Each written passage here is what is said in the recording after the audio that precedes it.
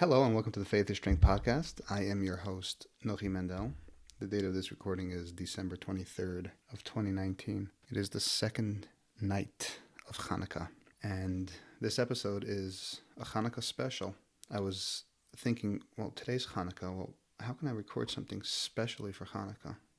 Forget the boring old, plain old, same old. And what does Chanukah resemble? Miracles. Lights. So I was doing some some introspection, and I was thinking to myself, what miracles have I had in my life? I've had a ton of miracles, but which ones are more like blatant, out in the open, big, whoa, not personal? Because personal miracles are hard to sell. If you're a good storyteller, if you know how to really explain the nuances of a personal spiritual type of miracle, then you could sell it. But otherwise, it's hard to sell a miracle that is not blatant, that's not in your face. So I was thinking about more of the bigger miracles, and I started remembering some interesting stories. So today's episode is a tribute to Chanukah, miracles, and lights. I think all of my stories include lights one way or another. As we'll come to find out. So, thank you for tuning in, and I hope you enjoy. I'm going to share about 4 different stories, and they all involve, I guess you could say, a miracle in one degree or another. A lot of it was what I believe in retrospect, wake-up calls from Hashem. God was kind of prodding me, and God always does show us the way, tell us when we're not living a healthy life, when we're making bad decisions. And sometimes when you don't listen to those calls, you continue in your ways and they get louder and louder. It's essentially, I feel, what I was experiencing on a certain level. And thankfully and eventually I did change my life around. So in order for us to understand some of these stories, we have to understand a little bit about me. I wasn't always good, right? Straight up. I was a bad boy. When I was younger, I was on the streets. I did not follow the law, and I got into trouble quite often. So it kind of started out, I grew up in the community, ultra-Orthodox Jewish community, and I was sent away. So I was rebellious. Back then it wasn't so common as it is now, but I was rebellious. I wasn't interested in studies. I wasn't interested in anything. I just wanted to watch movies, do what I want, hang out at night with my friends, and we're talking about when I was 11, 12, 13. Started really young. I was rebellious. I wasn't a sheep. I didn't follow the rules. I wasn't doing what I was told. And then things were getting a little bit out of hand. We were getting older, 13. My friends were all a little bit older than me, and they were starting to go out at night.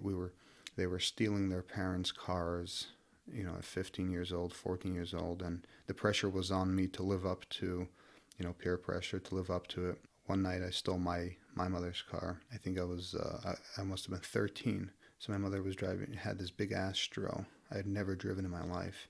What's the big deal? Let me, steal her keys at 12 a.m., push her car down the driveway so she doesn't hear me start it up from her window as she's sleeping, and push the vehicle onto the road. Spring Valley, New York, Collins Avenue, push it on, jump in, start it up, and go. It was the first time I was driving a vehicle, and I didn't really understand braking and, proper maneuver. But I figured it out real quick, and as I drive around the block, apparently my sister, who may have been married at that point already, my older sister Ganeshi, who I've had on the show, and I'm going to have her on a couple more times in the coming days and weeks, she must have seen me. So it's, let's say 12 a.m., and I pass her on the road. She may have been with her husband, and they see me in the car. I didn't notice her. I don't think I recognized or even realized. So I kind of fucked up, right? She was going to go tell Ma. So I went out, where did we go when we were 13? We go to the pool hall. All your friends are high-fiving you, you did it. You got the car. Now we have a vehicle to drive around with all night and act stupid. And so I let somebody else take over the driving. After I got to the pool hall, one of my other friends took over the driving because I wasn't, an experienced driver, to say the least. Had our fun, got it back home, went to sleep. The next day, my sister must have mentioned it to my mother. So my mother felt like I was getting a little bit out of hand. I had anger and frustration built up from the community. I loved knives, violent things.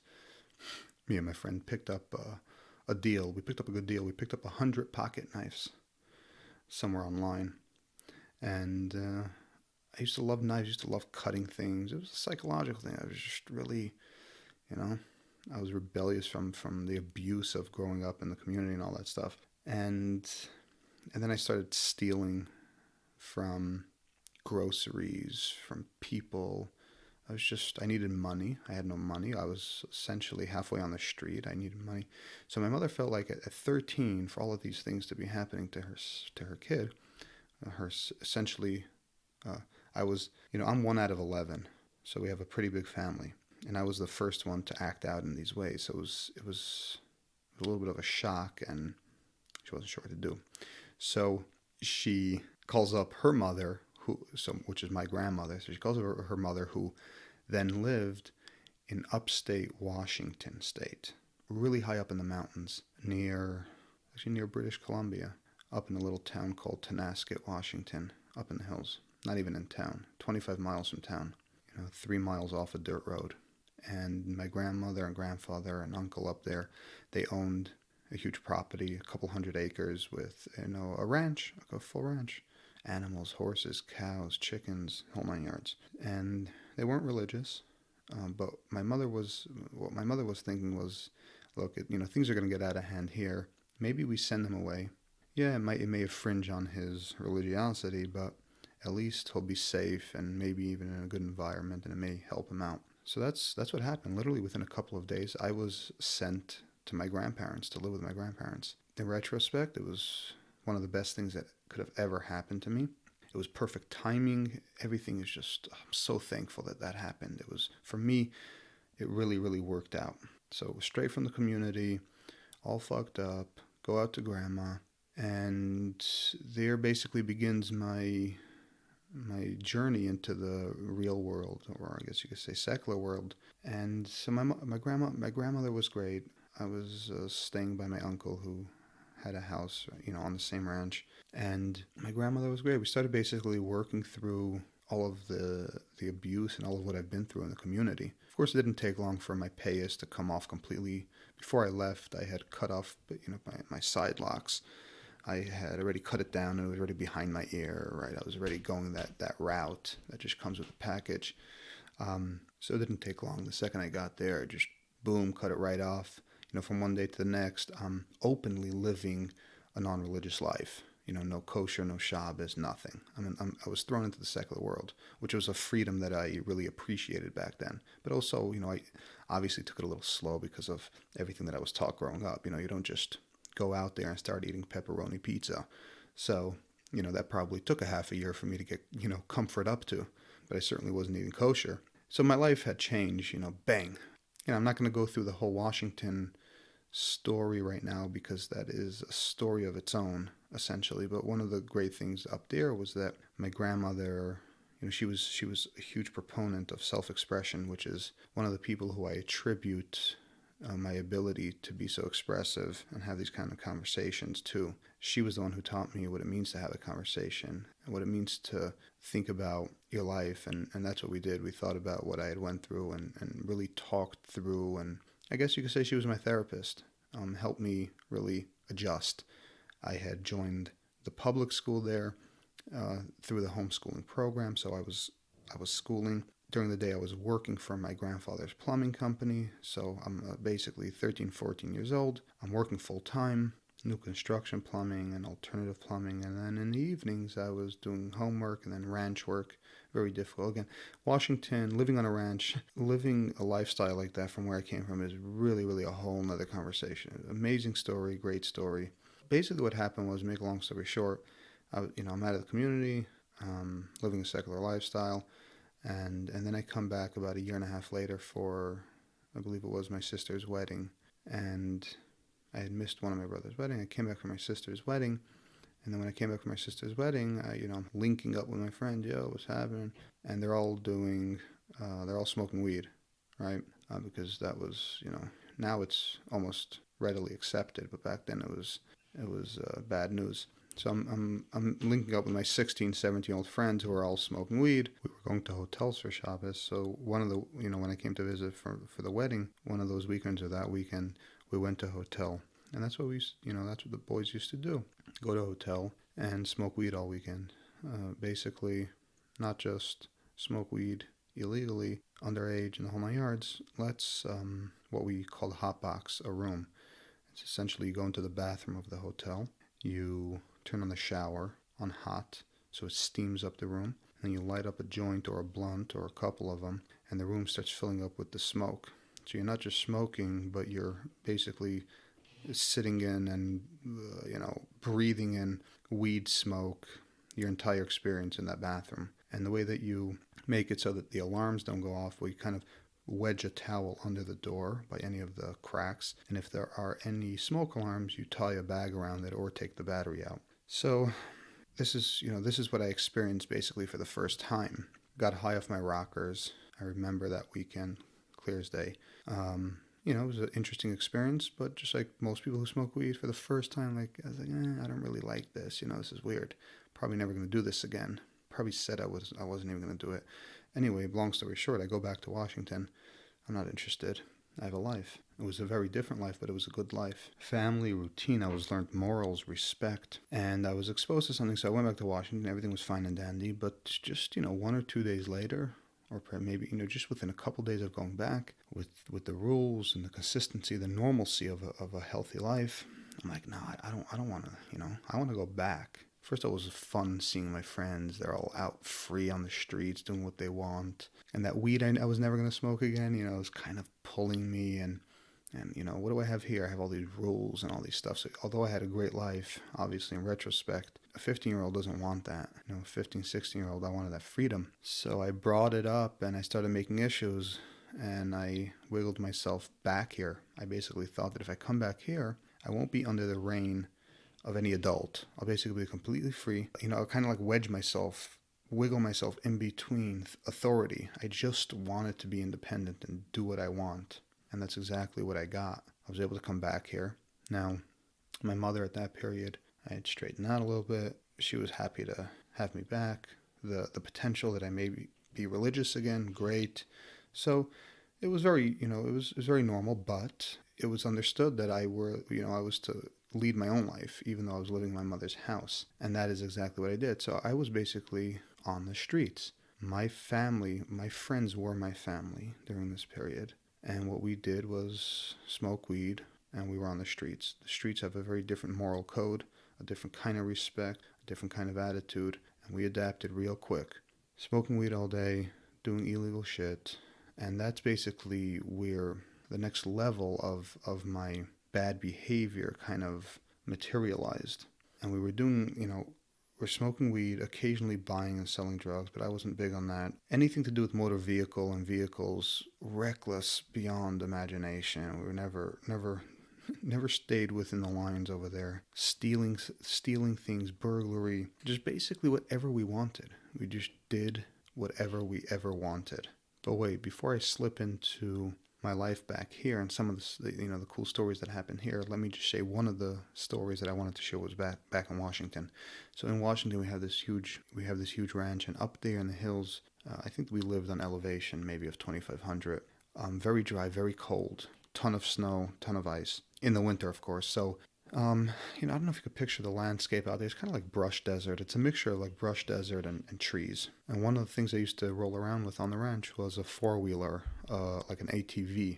And what I'm going to do is, by the way, I will, when I post this podcast cover, you'll be able to scroll to the left, and I'll try to find some images of each of these stories. I don't have necessarily images of the actual event, but I have images of, like, for example, I'm going to say a story now about ATV. I may have a picture of me on that ATV, even if I don't have a picture of the crash.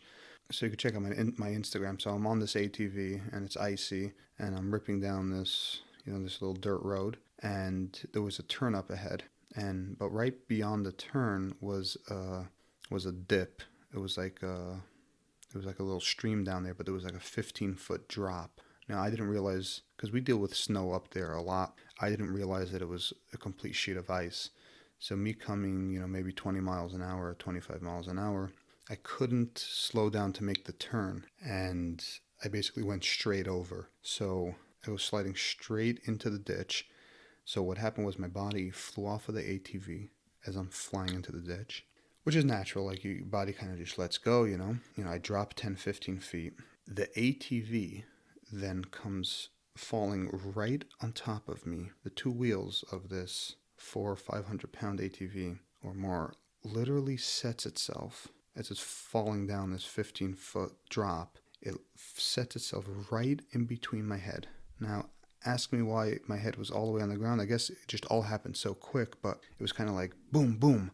I look up, I see a tire on my left, tire on my right. So like the axle was literally an inch or two from my head. Had the ATV or the suspension been lower by just an inch or two, that 500-pound machine would have smashed me in my skull. I remember being shocked by how it fell perfectly in between me, and I kind of went scrambling out of there. Luckily, my grandmother, she was like a couple hundred yards away in her house. She saw it happening, so they right away came to help. And we had to use the backhoe, the tractor, to get the ATV out. So that was like one of my first stories that were like, bang, I could have died, could have had a concussion, really bad one. I could have had a crazy bad head injury, could have died. And these things just happen so quick. That was more of like a simple mistake. Yes, maybe I was being a little wild. I was 15 on the ATV in the snow, I was having fun, but it wasn't intentional by any means, and it was just a mistake. Hit eyes, bang. So thank God for sparing me there. It was one of my first miracles. Now I'm back in New York, on the streets, doing illegal stuff, doing whatever I want. And one of the things we did, and we did really well, was reckless driving. And it seems to be an age thing, right? When you're that young, you drive recklessly. I could recall, we're talking high speed, weaving between traffic, running from cops. I mean, the stuff we did on the FDR, on dangerous roads, the inches, the centimeters, road rage with other drivers, just all out recklessness. That was just a daily occurrence for a couple of years at that age. It was just, that is what we did. This one time I remember coming back from the gambling place upstate New York. I forgot what it's called. It was a bad day at the casino. No money. We're ripping back in a Beamer 535. We're probably doing about 150, in excess of 150 miles an hour. And we blow by this state trooper on the thruway. I don't even think the cop pulled out at those speeds. Not that they wouldn't, but that cop didn't. And frankly, we didn't slow down to figure it out. I mean, this was just normal stuff for us. One of the craziest street races we had was with a Chrysler Hemi versus a Mercedes. And the Chrysler is a big juice box. It's a big fridge, right? It's a big boxy car. My friend really knew the car well. You have to really know that car to be able to push it to its limits. And some Israeli guy driving some AMG on the FDR started going at it. That ride, back and forth. They were getting the better of us. We were getting the better of them. They were just back and forth, literally all the way from the beginning of the FDR all the way until the bridge. That was some crazy stuff. But driving recklessly and doing these crazy things were just the norm. Which brings me to my second story. I was a good driver, despite all my recklessness. I was, and I didn't get into accident. That's how I measure it, quite frankly. Everyone claims they're a good driver. How many accidents do you have? End of story. I didn't get into accidents. I was reckless beyond belief, but I was also careful. I wasn't Brooklyn reckless. I didn't tailgate. I didn't do nasty, disrespectful shit. I was reckless, but with balance.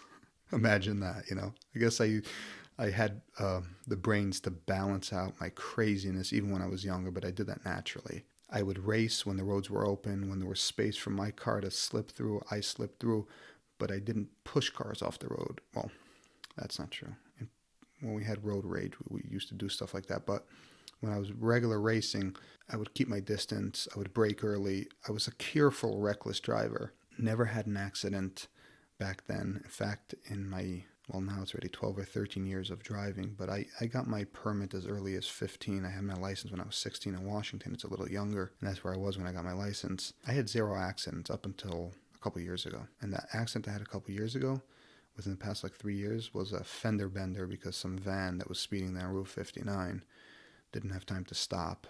When he saw me coming out of a blind spot, he braked, and then he kind of touched the front of my vehicle. But in 10 years of driving back then, that's a good driving record. I did get some tickets, not a crazy amount. I got my healthy dose of tickets, which is what teaches you to slow down, the money, the losing the license, and all that stuff. So I have a good friend of mine. His name is Hershey Walter.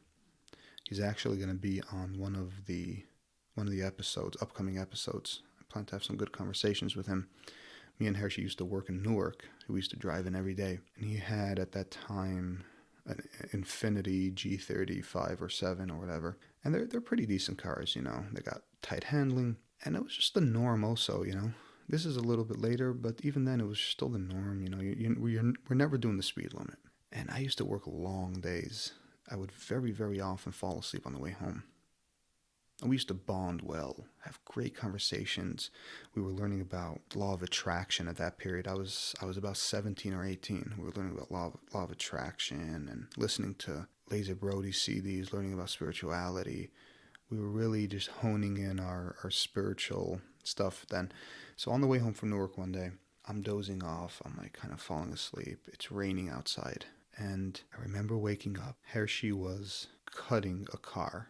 He was doing it smoothly, but he was kind of just trying to cut over into a different lane. And on the New Jersey Turnpike, it's very flat, and you get these water pockets when it rains, and it was raining heavy, so the road kind of has this half inch of rain over it. Very, very easy to hydroplane. And that's what happened. I remember kind of just dozing off, either fully asleep or half asleep, and because we kind of went into that spin, that hydroplane, I woke up from that movement, that maneuver, and I remember opening up my eyes. Our car was completely horizontal across the highway, and I look out the window, and all I see is everyone coming towards us. Trailers, trucks, cars, vans. And it was like slow motion, because when you spin out on water, even if at high speeds, it kind of spins out in slow-mo, right? You're making this nice spin. It wasn't like this crazy, spin around. It was slowly spinning out, and we're doing 70, 80 miles an hour. Complete spin. And I see all these vehicles coming towards my face. So, of course, everybody's hitting the brakes, but I still see it in slow-mo, everyone's facing us. And then the car kind of spun. We spun off the highway completely onto the side, and we come to a complete and normal stop. I would say these trailers and trucks and cars that were literally right behind us were within 100 or 200 feet. Now, I imagine it was probably difficult for them to stop or slow down enough not to hit us either. We look at each other. It's like an adrenaline rush, and you're like, wow. And there was probably something spiritual playing in the background. Some kind of thank you, Hashem, some kind of gratitude. Look at each other, say thank you, Hashem, and hit the gas. So that was, I think that was one of the only times I really spun out in that manner. Also, again, close calls. These are margins, such small margins. The margin for error when something like this happens. We were good drivers. Again, Hershey was a good driver. He handled the spin, which is why we didn't end up in the railing or in the trees or in other cars. But there's an aspect of miracle in that. It's a close call. It's like a wake-up call, but Hashem is God is there, and he says, no, I got you. Never forget that. It was at night. The look of those lights coming towards my face was just really movie-like, really amazing. So then if we move forward a little bit, I owned, one of the first vehicles I financed was a Pontiac G8 GT. It's about 365 horses, V8, a very powerful four-door sedan. Nothing to make light of. No, it's not 400 or 500 horse, it's not a Beamer or M-Series, but it's still nonetheless a powerful beast. Matter of fact, the suspension that it had is what Caddy CTS-V based their design models off in the years after that. I'm not up to date with all the car stuff now, kind of detached from all of the new technologies and stuff, even though I like cars. But back then, It was a beastie car, and the police, they started having the Hemis as well, which would come close, which would come actually very close in terms of speed to my vehicle.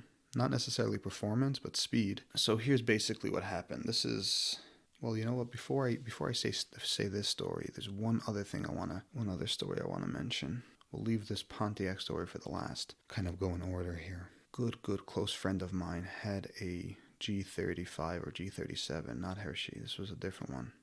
This was even earlier on. This was before the Newark days. And we were younger. We were really reckless. Stupid. And it was a brand new vehicle. And there's a big hill in Muncie called Dulcin. And what we would essentially do is see how fast we could hit, what mile per hour. We wanted, what was that benchmark? We wanted to beat our own score going up that hill. So we turn onto it from college, turn onto Dulcin, and hit the gas. Boom! Ripping up. And it just became a joke. Every couple of days, whenever we're on that hill, we just hit it and see how fast we could reach. We reached 80, we reached 90, we reached 95. And it was like the hill kind of goes, it goes up and then it dips down and then there's a stop sign. There's a crossroad, Remsen. So the dip down, you have, I don't know, maybe 200 feet, 300 feet before you're at the stop sign. And on the other side of the road is houses with a big tree. So it was a T. The road was shaped like a T. Dulcin goes into Remsen. You have to make a left or a right. And we used to rip up this road. And this one time, when we beat our record, check out Instagram. I'm going to share the picture. We're ripping up the road. And I remember looking at the speedometer. Okay, we're going 80, 85, 90, 95. And we're getting really close to reaching 100. But we're running out of road. And he wants to reach 100. We just touch 100. Right at the top of the drop of the road. And I remember realizing I had a good sense, think geometry. The trajectory was just it didn't make sense to me. I remember thinking this, we reached 100, cool. This all happens in a split of a second, but we're going too fast over this thing. We're not going to be able to stop, or this is going to be a painful stop. And also, you always run the risk when you come over the bend that there's a car at the stop sign, which further reduces your braking distance, the amount of distance you have to brake by, I guess, another 15 feet, potentially 10 feet. What I did was, this is going to be annoying. Okay, my seatbelt's on. I'm holding on to the handle and the door. I'm just going to close my eyes. What you don't see doesn't hurt. And this is all in a split second. We're on top of the hill. It's 100 miles an hour, right on top of the hill. We're about to come over the bank. I just close my eyes as my friend starts hitting the brake. And I didn't even open my eyes. I hear right away, shit is going wrong. The ABS starts kicking in. He was hitting the brake too hard, essentially, for our speed, because he had to. He was trying to stop. What happened was, he comes over the bend, and I believe there was a car at the stop sign. Our fear came to life. There was a car at the stop sign. We were going too fast to stop at that stop sign as it is. But by further reducing it by 10 feet, it made it even worse. So what do? You hit the brake harder, which causes the ABS to kick in. Now, but, we're doing 100 miles an hour, maybe at this point 90 or 85, coming downhill on a 200-foot stretch with your ABS kicked in. Your car's not stopping. You're like a bullet. And that's all I hear. This was just a listening experience. And I feel the car starting to spin out right, left. And I remember thinking to myself, I'm just waiting for the impact. I don't know what we're going to hit, but we're hitting something. This car's not stopping. And that's it. Within a matter of seconds, boom, smash into the tree right on the other side of Dulcin. Probably at about 50 or 60 miles an hour. So we got the car down to half the speed it should have been, but we couldn't get it down to zero. Boom! I remember thinking, oh, that wasn't too bad. The Infiniti actually had a good frame. It took the impact really well. The car actually hit the tree exactly where I was sitting in the passenger seat. It was a nice hard impact. There's probably some whiplash, but I remember thinking, in a split second, ooh, I'm alive. Not bad. I opened my eyes, trying to determine where are we, because again, my eyes were closed. I didn't want to see what was coming. I knew something was going to go wrong. Open my eyes. What do I see? I see fire coming out of the hood. Of course, airbags are popped, windows are shut, everything's busted up. And, panic mode, fight or flight. I look over there, Romy, you're good? Yeah, we're good. We're alive. Good. I try to, okay, let's jump out of the car. I try to open my door. My door's not opening because my door is what got smashed, the right front side. I get into my back, kind of try kicking the door open. Didn't work. So I right away jumped to the back door, get out of the car, and it was literally flaming from the hood. I guess it started an electrical fire from the engine and the wiring. And we both jump out of the car. We distanced ourselves, maybe 20, 30 feet, and my friend wanted to run back to get his wallet and some valuables. And I'm like, no, it's too dangerous. Not even a couple seconds later, it literally started blowing up the car. Pop, pop, pop, fire shooting, things like kind of popping and busting. And the whole car went into flames. Of course, we hid the weed. The weed he had in his pocket. We knew the cops were going to come and the whole 9 yards, so we had to stash the weed somewhere, which we actually tried to come back and find later on, which I don't think we did. So funny how, $10 worth of weed, life-threatening crash, come back 3 hours after everyone's gone, try to find it. Hey, let's get a high. So petty, but it's so good at that age. It's just really just what you need, to let go, to let loose. The whole car was on fire. Within minutes, the car was a crisp. Police, fire trucks, Sulla, ambulance, half the town, everyone showed up. I remember I had to call my parents. I woke them up. This is 1 a.m. or something like that. They had to come down and, sign me off or whatever. And the cops were trying to drill us, We were obviously speeding. We saw the skid marks. And we're like, no, we were just doing 40 miles an hour, and there was some cars there, and we spun out, whatever the stupid excuse was. There's just nothing they had no way of proving it, but we walked away. I believe I walked away without a scratch. Maybe I had a little bit of whiplash, a little bit of neck pain, but we hit a tree at 50 miles an hour that burnt up within 5 minutes. I had to jump out the back door, and we walked away essentially without a scratch. If that's not a miracle, I don't know what is. But that was certainly a wake-up call. Oh, but it was a wake-up call that I don't know if I heeded at that age, but it certainly was. Thank you, Hashem, for sparing me. Could have ended both of our lives really quickly.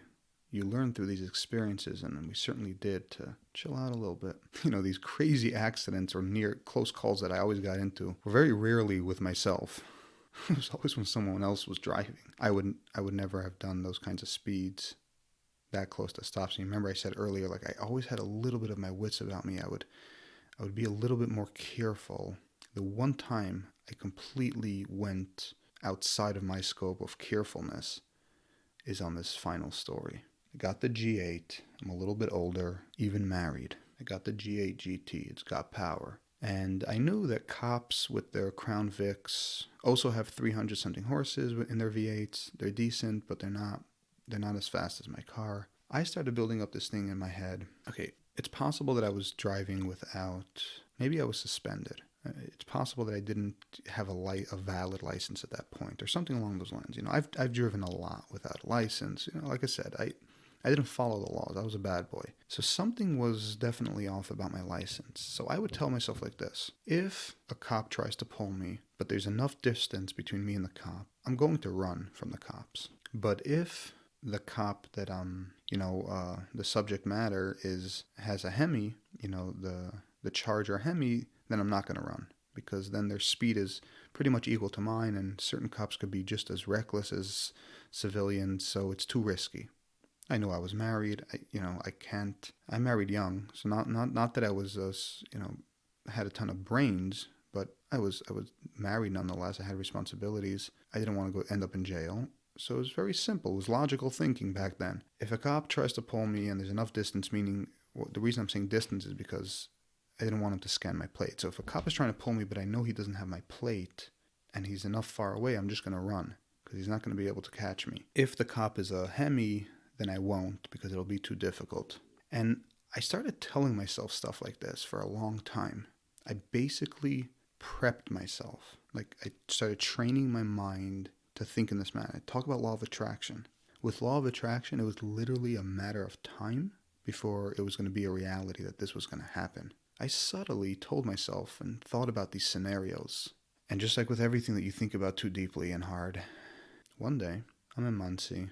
I have horrible brakes on my G8, and I'm going from shop to shop trying to get a quote how much it'll cost me to change my brakes. I go to Goodyear, I go to Jerusalem Auto, right? I'm right there in the hood. And this is a big factor because we're talking about running from the police, and we're talking about having bad brakes on a sport car, a sports sedan. This is a big factor. After I left Jerusalem Auto or Goodyear, probably Goodyear, I go down 59 toward 7-Eleven. On the left side is Shoham Car Repair, and I'm going up 59. On the right side is like that little pizza shop, I don't know what it's called, Kol Tuv or something. There was a little pizza shop there. Cops used to hide in that little driveway on the side of the pizza shop. But anyway, I'm going down 59, and I think I hit the gas a little bit to get through the light, the intersection between 306 and 59. And in a car like that, you hit the gas, you're doing 50 miles an hour without even trying. So it was just a casual day for me. I'm not even thinking. I'm just kind of hitting the gas. I'm going. And as I start approaching a little bit of the curve on the road to the right, where 59 takes you all the way up to Remsen, there's that initial curve after Shoham, I glance in my rear view and I see a cop, not a Charger, Crown Vic. Cop is behind me, a couple 100 yards. He's hitting the gas because you can see the way he's driving, but his lights are not on. But I knew without a doubt, okay, this guy's trying to catch up with me. Sometimes they do that, right? They'll catch up, then they pop their lights on. Fine. This is literally within 2 seconds. I see the cop. I drive around the bend. That means he was gonna lose sight of me for literally 10 seconds, 5 seconds. And because I have been prepping my mind for this, there was absolutely zero delay or hesitation. It was literally everything I thought and I had planned was just there. It was taking place. And I really attribute this to like law of attraction type of thinking. I had prepped myself. It's almost like a soldier in training. It wasn't like, should I run? Should I not? That scenario that I played in my mind was there. There was a cop who was coming after me. He's far enough away. He doesn't have my plate. He was never behind me. He never scanned my plate. I could run. And I should run because I don't have a valid license. And that's what I did. I drive around the bend, and there was a car in front of me. So, while I'm making these decisions to start running, first I rip around the car in front of me. I'm, easily doing 70, 80, 90 miles an hour within seconds. And then this is where it begins. The cop comes around that bend, and he sees that I'm pretty far from him and that I must have passed someone because just 5 seconds ago I was in front of him. Now I'm in front of someone else. I think the cop realized then what's happening, and I realized what's happening. Like, oh my God, I'm starting to run from the cops. And he's like, this guy's running. So he pops his lights on, even though he's still far from me. And I'm basically approaching Augusta on my right-hand side. I rip up to Augusta, pop a left, and it's just all outrage. All your senses, everything is heightened. It's over. You're running. You lose everything. You're in it. Mind you, I have bad brakes. And when you have bad brakes on a heavy car, a heavy sedan, and it was a heavy 4-door sedan, and you're ripping down side roads and you hit your brake one time really hard, it warms up the brakes, and once the brakes are warmed up, it doesn't stop as good. So this is a reality that I was dealing with. I'm like, okay, it's on. I start flying down Augusta Avenue toward Grove, and I remember thinking, so as I'm curving around Augusta and heading towards the end of Augusta, I remember looking in my rear view and seeing the cop, the Crown Vic, spinning around into Augusta. He was drifting into Augusta with his lights on, gravel shooting up in the air. And I remember thinking like, wow, it's really happening. And I also remember thinking, these Crown Vics are not slouchy. Like, I was surprised how quick the Crown Vic was there. I had only gone a small block or 2/3 of the block, and this guy's already making the turn. And I'm like, this is a fucking disaster. Like, if I don't get distance and everything's flying through my head, like everything you think you plan for is unplanned for. Because I had simple thoughts, a cop, I'm going to run from the cops, whatever. But when you're in it, the whole dynamic changes. He's calling for backup. You don't know where backup is coming from. Where do you go? Where do you go? What do you do? I defaulted to my faith, my emunah. I was already well-versed. I've been practicing spirituality for a long time. I just started talking to God. I knew it was on because I can make the wrong turn and the next cop is coming from there. And once a cop passes me, even if they're head on, once I pass the cop and they have my plate, or if they get a visual of me, it's over. Yeah, they might not find me now, but they'll knock on my door. an hour later. There's no way to get around that. It was just really a matter of them never getting my plate and never seeing who's driving the car. And I remember just starting to talk to God. But while I'm talking to God, this is a reckless. This is a spanking middle of the day. There's cars on the road. After seeing the cops spin into Augusta so aggressively, I'm like, this is no joke. I went flying to the end of Augusta. I rip out into Grove without even stopping. Now, if anyone knows Muncie, and you know the Augusta Grove intersection, that is a hard intersection when you do stop and look for traffic. All your senses, all your logic, all your normalcy is out the window. Your sense of thinking when your adrenaline is this high and you're being this reckless. And I knew the risk. I couldn't afford to slow down and stop and check if there's traffic coming at the intersection of Grove and Augusta, because that would put the cop too close behind me. I rip right into Grove without even stopping. Thank God, no car. Literally miracle number one, no cars coming, which is very rare. It's very common for Grove to be pretty busy. I rip out into Grove. I make a left. I'm heading towards Remsen. Flying up Grove. Sure enough, 5 seconds later or 3 seconds later, the cop is on Grove, and I just see him. I keep on seeing him in my rear view. Granted, it's only 2 blocks into the chase, but he's not going anywhere. He's not going away. It's like you feel so trapped in a problem that is not, you think it's so cool and so smooth before you do it. All of a sudden, you're in a problem that is not going away. He's just as determined to catch you as you are to get away. I see him in the rear view, but I also see that I'm kind of getting distance because my car is faster, it's more powerful. So as I'm having these straightaways, I'm getting more distance. I fly all the way to the end of Remsen. I make a right on Remsen. I wasn't going to go back to Route 59. Too many cops in those areas. We were going to take this local. I rip out into Remsen. It's just pedal to the floor. And there's cars on the road. Like I said, this is the middle of the day. What's interesting is cars on the road kind of get a sense that something's going on. Okay, cars I'm passing that are in my lane, they don't see it coming.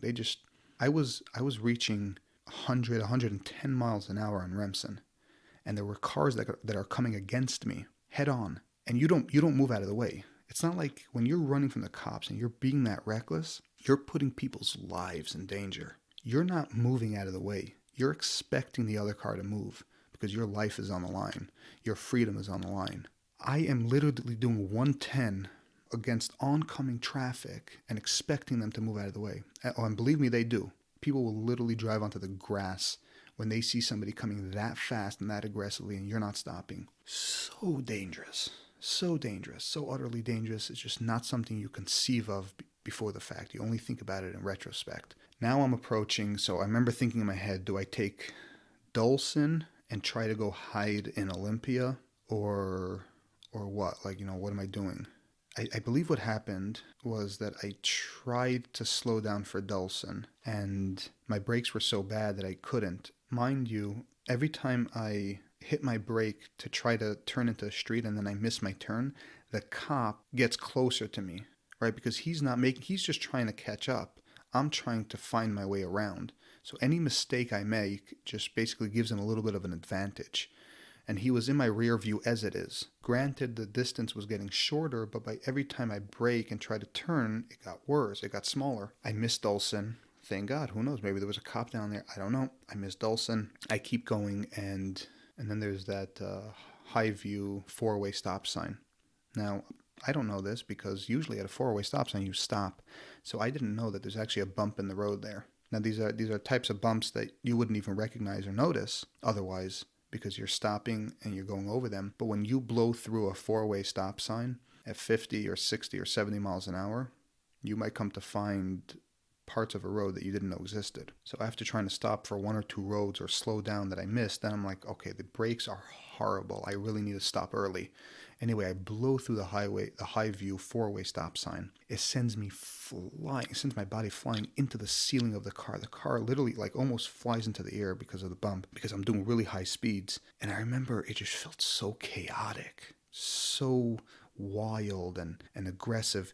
When I flew up, I hit the wipers and the blinkers from both sides. So I'm trying to illustrate how it felt in the car. It felt so the car is like on the verge of losing control. The wipers are going, the blinkers are on. Like, I'm just trying to like get control of the situation, but all the while just continue to pound, and speed away because I need to get distance. I made the next right turn, and then I was headed towards West Maple. And West Maple, I did the same thing then as Grove. It was a bad blind spot. I did not have the luxury to stop and look, and I just flew right into the road. I flew right into the road so quick that I almost spun out. I made a half a spin out, but I regained control. Thank God again, there were no cars right then and there when I ripped into the road, and now I'm flying down West Maple. Again, within seconds, you're doing 120 miles an hour, and going down West Maple, I saw the cop pull out onto West Maple, I believe. West Maple, I believe, was the last time I saw the cop. He was starting to lose me because every street that I was going down, I was getting a little further away from him. He just didn't have the power to keep up, and he probably wasn't being as reckless as me. He was probably being a little bit more careful in certain intersections, which I wasn't doing. I flew all the way down West Maple. That's where I lost him because the road is a really long road, and I was going to go hide my car in Concord area. I call up my friend. I'm like, yo, you got to come pick me up quick. I'm running from the cops. Pick me up on the other side of Viola Park. I'm going to park the car in Concord. Sure enough, I rip into Concord, park the car. I just wanted to park the car and get away from the car. I have no association with that car, just in case they somehow did know what car it was. Maybe I could say it was stolen. I don't want to be in the car. I park the car, walk through Viola Park, pop out on the other side on like Calvert or something. My friend comes pulling up. I jump in, gone. I left the car there for a couple hours or a day or so, just in case I was thinking, maybe they had found it. Now, when I got into my friend's car on Calvert, like we heard cops kind of all around us, like a block away. So there were like multiple cops circling various roads, but I did lose them and I did have time to get away. So I can say that I ran from the police and got away with it, but what really matters is after the fact. And not even long after the fact, I said I would never do this again. Why not? So what changed? I was playing the scenario. I did what I said I would do. I got lucky because most people who run from the cops aren't successful, with backup and with the cops' abilities to drive and all that stuff, you're usually not successful. So I really lucked out. It was a full-on chase.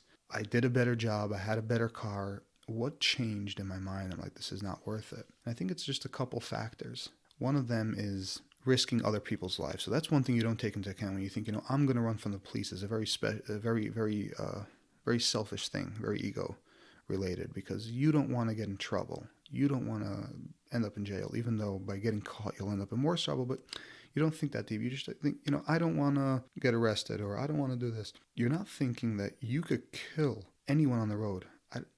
You can't understand what it means doing 120 down a side road in the middle of the day with buses and cars and kids and people walking. If you just mess up by tiny margins, that's what I was saying before, that the margins for error are so slim. It's almost a miracle. It is a miracle if you walk away unscathed. And that's why it's in this show. This show today is a tribute to miracles. Miracles of light, I said miracles of lights. Yeah, every one of my stories involves lights. It's in some way or another. Cars have lights, police lights, all the lights. So that's, one of the aspects, which is that you're risking other people's lives. Second thing is you're risking your own life. Third is that it's very, very slim that you'll actually get away from a full-on chase like that. Thank God I got lucky. So I'm eternally grateful. And then from there, it kind of becomes like, what changes? Because I wouldn't do that now. I don't drive reckless now. So, what changes from when you're a teenager or a very young adult? Like, what is that fire inside of you that makes you do irrational things? Weaving 130 miles an hour, centimeters between cars. Innocent cars. It's not like you're on a racetrack. I get it. I know the adrenaline. I did it for years. But what changes, I know it changes. You become mature. Maturity does also responsibility. Having a wife, having a kid, having to care for them, make a living, and then just plain old maturity. So all that fire, all that passion to be bad, to be this, to be that, slowly goes away. These are the big ones that I could think of. I feel like I had a handful of close calls. These are things that I look at as miracles, wake-up calls. It's the light of divine presence. And guess what? If I had screwed up on any one of these types of stories, I wouldn't be here today. So it's just, skimming by. And it's like every time I skimmed by, it was worse. It was like a small wake-up call and a worse one and like a louder one and a louder one.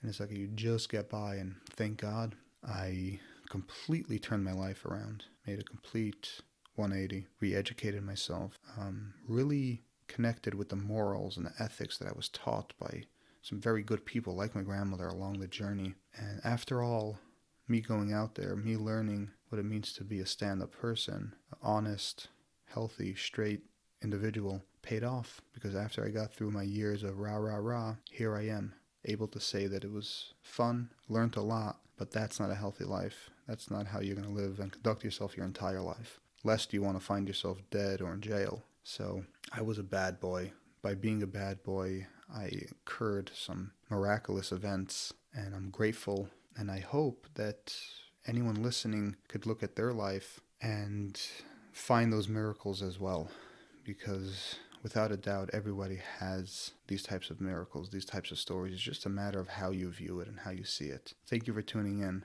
Until next time, God bless.